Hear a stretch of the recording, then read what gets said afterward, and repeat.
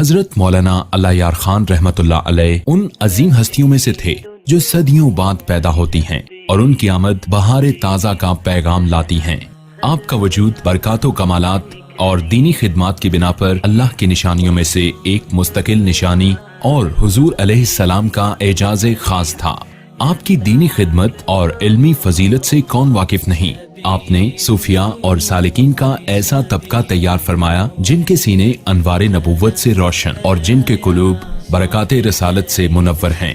इस अजीम हस्ती के इल्मी और रूहानी मर्तबा से तो काफी हद तक लोग वाकिफ हैं। इसलिए आज हम आपके रहन सहन, दीगर मामूलात और तर्जे जिंदगी के बारे में बात करेंगे। हजरत जी रहमतुल्लाह अलैह के दिन भर के मामूलात तो कुछ यूं थे कि तहज्जुद के नवाफिल, फजर की नमाज और इसके बाद जिक्र व फिक्र में मशगूल हो जाते।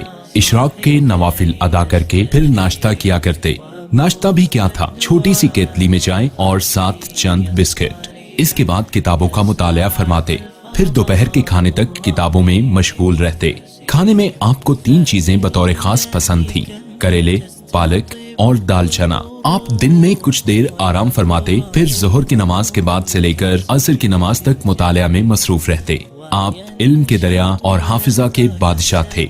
चारों तरफ किताबों का अंबार लगा रहता और इसके बीच ये जिंदा कुतुब खाना जलवा फरमा रहता था। आपकी गुफ्तगू सुनकर यकीन आ जाता था कि इस्लाम की इब्तदाई सदियों में उलमा, शोरा और मुहद्दिसीन के वुसअत हाफिजा के जो अजीबो गरीब वाक़यात तारीख की किताबों में मज़कूर हैं, वो यकीनन दुरुस्त हैं।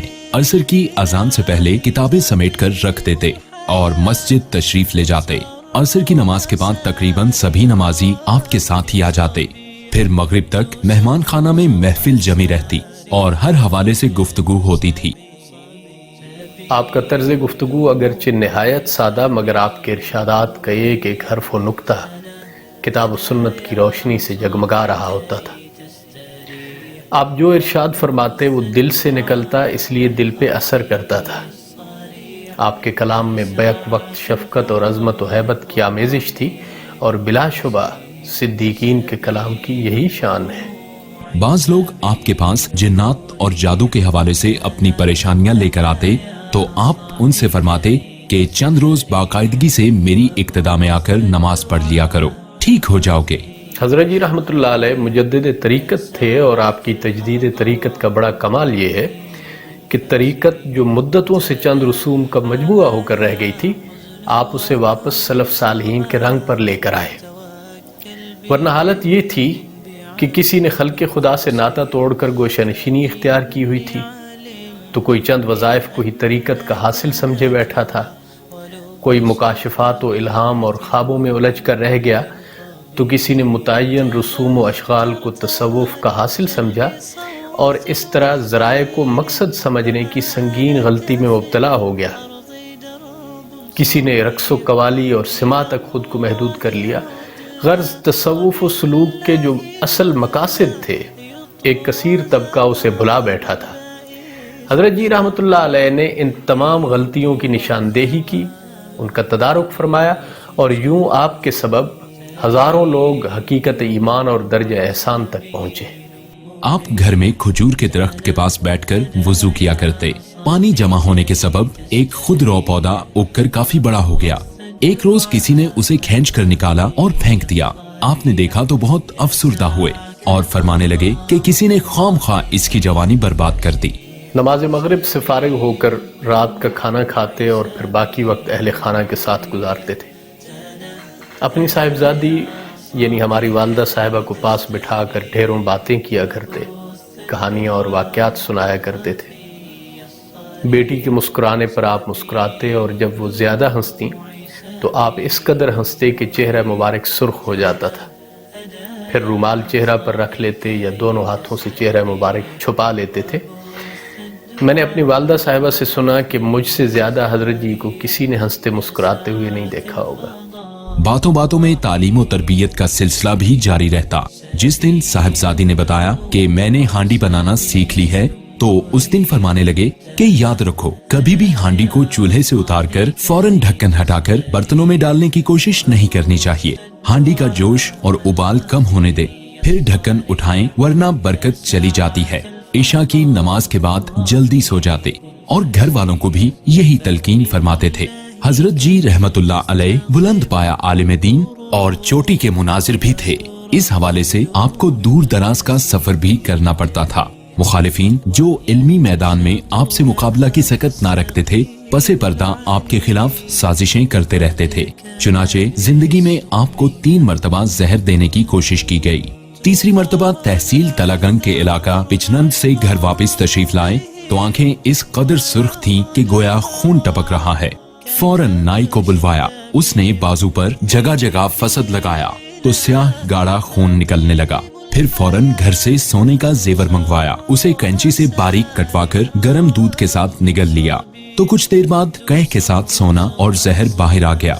हजरत जी फरमाते थे कि मैंने पहले नवाला में ही जहर का असर महसूस कर लिया था, इसलिए खाना छोड़ दिया, मगर जहर इस कदर जूद असर था कि फिर भी उम्र भर इसके असरात बाकी रहे। साल गुजरने पर जब वो दिन आते तो जिस्म मुबारक फटने लगता। जब तक खून न निकलता तकलीफ बाकी रहती थी। आखिरकार खुद ही खून निकलवाना पड़ता था। हजरत जी एक मर्तबा एक जलसा में शिरकत के लिए तहसील तलागंग के एक गांव तशरीफ ले गए। आपके साहबजादे अमीनुद्दीन कुछ अरसा से बीमार थे और बीमारी के सबब बिनाई तकरीबन खत्म हो चुकी थी। आप गैर मुतवक्के तौर पर जलसा में शिरकत किए बगैर अचानक सुबह सवेरे घर वापस तशरीफ ले आए। साहिबजादे को प्यार दिया, खाने पीने की चंद चीजें साथ लाए थे।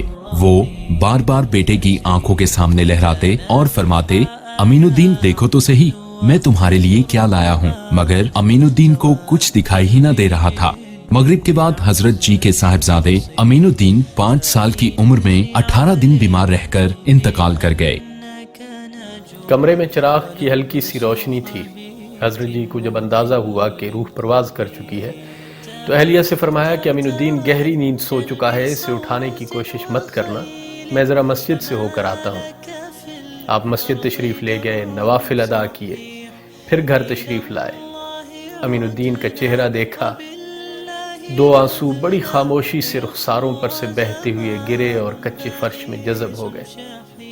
तब हमारी नानी अम्मा ने देखा तो उन्हें समझ आई कि बेटे का इंतकाल हो चुका है। हुजूर अलैहिस्सलातु वस्सलाम ने अपने महबूब फर्जंद हजरत इब्राहीम की वफात के वक्त इरशाद फरमाया था कि इब्राहीम, हम तेरी जुदाई से गमगीन हैं, लेकिन हम जुबान से वही कहेंगे जिसमें हमारे परवरदिगार की रजा होगी। हजरत जी रहमतुल्लाह अलैह के यहाँ भी यही मामला था। सोचता हूँ मोहम्मद अरबी के इस गुलाम ने आका की कितनी अदाएं अपने अंदर जमा कर ली थी। बेटे की वफात के बाद बेटी, जिसकी उम्र अभी 1 साल थी, हजरत जी की सारी मोहब्बत और तवज्जो का मरकज बन गई।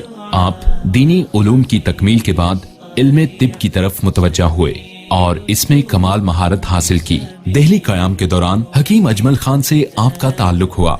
आपने उनसे 3 शाफी नुस्खे भी हासिल किए। आप घर में ही अद्वियात तैयार फरमाते। एक मर्तबा आप घर से बाहर थे तो आपकी साहिबजादी अपनी सहेलियों के साथ अद्वियात वाले कमरे में दाखिल हुई। खमीरा जात वाले जार उतार कर फर्श पर रख दिए। एक मुकम्मल भरा हुआ जबकि दूसरा आधा था। जो आधा था उसे सब ने मिलकर यूं ही खा लिया। जो मुकम्मल था उसमें पानी डालकर शरबत बनाकर कुछ पिया और कुछ जाया कर दिया। हजरत जी ने जब देखा तो हैरान और परेशान खड़े थे कि साहिबजादी उंगलियां चाटते अंदर दाखिल हुईं और होंठों पर जुबान फेरते हुए कमाल मासूमियत से कहा, अब्बा जी सब बहुत मजेदार था। हजरत जी जो अभी तक अपनी मेहनत के जाया होने पर अफसुर्दा खड़े थे, इतना हंसे के चेहरा मुबारक सुर्ख हो गया।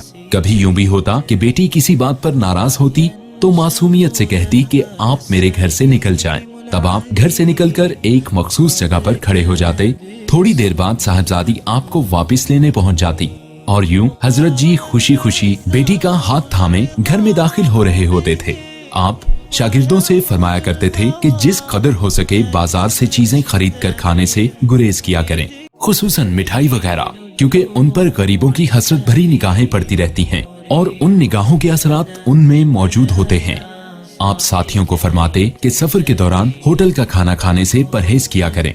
चुनाचे अकीदतमंद हजरात दिन या रात के वक्त जब भी पहुंचते उन्हें हजरत जी के यहाँ खाना मिलता था। मेहमानों की खिदमत का फरीजा बाबा नूर मोहम्मद सरंजाम दिया करते थे, जो कि हजरत जी के अहाताए मजार में ही दफन हैं। बाबा नूर मोहम्मद हजरत जी के बचपन के साथी थे। वक्त के साथ साथ दोस्ती अकीदत में बदल गई। फिर बाबा नूर मोहम्मद ने दोस्ती का हक यूं अदा किया कि आपके मेहमानों की खिदमत करते उम्र गुजार दी। हजरत जी बाबा नूर मोहम्मद को बाबा ही कहा करते थे। अक्सर यूं होता कि आप अपना कुर्ता, जो कि एक आध दिन या चंद घंटे पहना होता था, उतार कर बाबा नूर मोहम्मद के हवाले करते और फरमाते, बाबा ये तुम पहन लो। और फिर बाबा नूर मोहम्मद खुशी खुशी वो कुर्ता अपनी कमीज के ऊपर ही पहन लिया करते। जिस वक्त बाबा नूर मोहम्मद का इंतकाल हुआ, उस वक्त उन्होंने हजरत जी के दिए हुए 7 कुर्ते ऊपर नीचे पहन रखे थे। हजरत जी ने अपने विसाल से 1 साल कबल अपनी कब्र मुबारक के लिए जगह का तायुन फरमा दिया था। जब बाबा नूर मोहम्मद का इंतकाल हुआ तो आप मुल्तान में थे, खुद तशरीफ ना ला सके। पैगाम भेजा कि अगर बाबा नूर मोहम्मद के अहले खाना एतराज ना करें तो उन्हें हमारी मख्तस करदा जगह के साथ ही दफन कर दें, लेकिन अगर बाबा के अहले खाना कहीं और तदफीन करना चाहें तो उन्हें हक हासिल है। बाबा के अहले खाना ने बखुशी ये कहकर इजाजत दे दी कि जब बाबा ने जिंदगी में हजरत जी का साथ नहीं छोड़ा तो वफात के बाद हम कैसे जुदा कर सकते हैं। चुनाचे बाबा नूर मोहम्मद को हजरत जी की मख्तस करदा जगह के साथ ही दफन कर दिया गया और फिर इसके 3 माह बाद हजरत जी का विसाल हो गया। आप जिंदगी के आखिरी अय्याम में बीमारी और ज़ौफ के बावजूद भी अपने काम के लिए किसी को दूर से आवाज देकर ना बुलाते थे। विसाल से कबल इलाज के लिए इस्लामाबाद रवाना होने लगे तो किसी हद तक आपको अंदाजा था कि शायद अब इस तरह से वापसी मुमकिन ना हो। इसलिए अपनी साहबजादी और ज़ौजाए मोहतरमा को बहुत सारी नसीहतें फरमाई। फिर उन्हें तसल्ली देते हुए फरमाया कि अगरचे मैं जमात से ना भी कहता तो भी उनका ये फर्ज था कि वो मेरे बाद आप लोगों का ख्याल रखें, लेकिन फिर भी मैंने अपनी वसीयत में सिलसिला आलिया के हर फर्द के लिए हुक्मन कह दिया है कि जो भी शख्स मुझसे ताल्लुक या निस्बत रखता है उसको चाहिए कि वो आप लोगों का ख्याल रखे। हजरत जी रहमतुल्लाह अलैह ने अपनी वसीयत में ये हुक्म इन अल्फाज में दिया। आपने फरमाया कि इस बात को खूब समझ लो और अमल करना। मेरे बीवी बच्चों के साथ अगर मेरे दुश्मन मेरे मुखालिफ अगर दुश्मनी करें और उनको ईजा पहुंचाएं, मेरे साथियों में से जिसको पता चल जाए उसका फर्ज है कि वो जबान से कर सकता हो तो इमदाद करे, अगर जबान से नहीं कर सकता तो माली इमदाद करे, अगर माली नहीं कर सकता तो जानी करे। जो जान पेश कर सकता है वो जान पेश करे, जो माल पेश कर सकता है वो माल पेश करे, जो ज़बान पेश कर सकता है वो ज़बान पेश करे। अगर किसी को पता चल चुका है और उसने इन बातों में से कोई बात नहीं की तो मैं ये समझूंगा कि ये मेरी जमात का फर्द नहीं और उसका रूहानी ताल्लुक मेरे साथ नहीं। मेरी बीवी और मेरी बच्ची जो हैं 40 साल तकरीबन और आइंदा जिंदगी जब तक होगी उन्होंने तुम्हारी खिदमत की है और करनी है और रात दिन तुम्हारी खिदमत में लगी हुई हैं। उनकी हालत ये होगी कि वो रोती रह जाएं और फरियाद करती रहें और आप मौजे करें। ये जुल्म है, जुल्म अजीम है। ये नमक हलाली नहीं है, वो इंसान नहीं जो इसकी परवाह ना करे। ख्याल करें। हजरत जी रहमतुल्लाह अलैह जब रवाना होने लगे तो दरवाजे के पास पहुंचकर घर के दरो दीवार को मुड़कर अलविदाई नजरों से देखा और रुखसत हो गए। विसाल से चंद रोज कबल अहले खाना ने हजरत जी से मिलने जाना था तो मुझे घर पर छोड़कर बड़े भाई अमीनुद्दीन, जिनका नाम हजरत जी ने अपने बेटे के नाम पर रखा था, उन्हें साथ ले गए। हजरत जी के पास पहुंचे तो आपने पूछा हफीजुल अमीन कहाँ है। बताया गया कि उसे तो लेकर ही नहीं आए। वापसी पे हजरत जी ने अमीनुद्दीन को एक के बाद दूसरा बोसा देते हुए फरमाया कि ये मेरे बेटे हफीजुल अमीन का हिस्सा है। 37 साल गुजर गए और मेरी वालदा फरमाती हैं कि अब्बा जी ने जिस बेताबी से तुम्हारा पूछा था, मुझे आज भी दुख है कि हम तुम्हें साथ क्यों न लेकर गए। मैंने एक दिन फरते जज्बात में अपने भाई का वो गाल चूम लिया था जिस पर नाना जी ने मेरे हिस्से का बोसा दिया था। आखिरकार 18 फरवरी 1984 को आसमान तरीकत का ये आफ्ताब मुर्शिदाबाद की ज़मीन में गुरूब हो गया। रुखसत मेरे बाबा जी, आप वहाँ हैं जहाँ आपके रफ़ीक मलाइका और इबादुर रहमान हैं और सबसे बढ़कर वो रफ़ीक आला है जिसकी रिफ़ाकत सब रिफ़ाकतों से बढ़कर है। अल्लाहु अल्लाहु अल्लाहु अल्लाहु अल्लाहु अल्लाह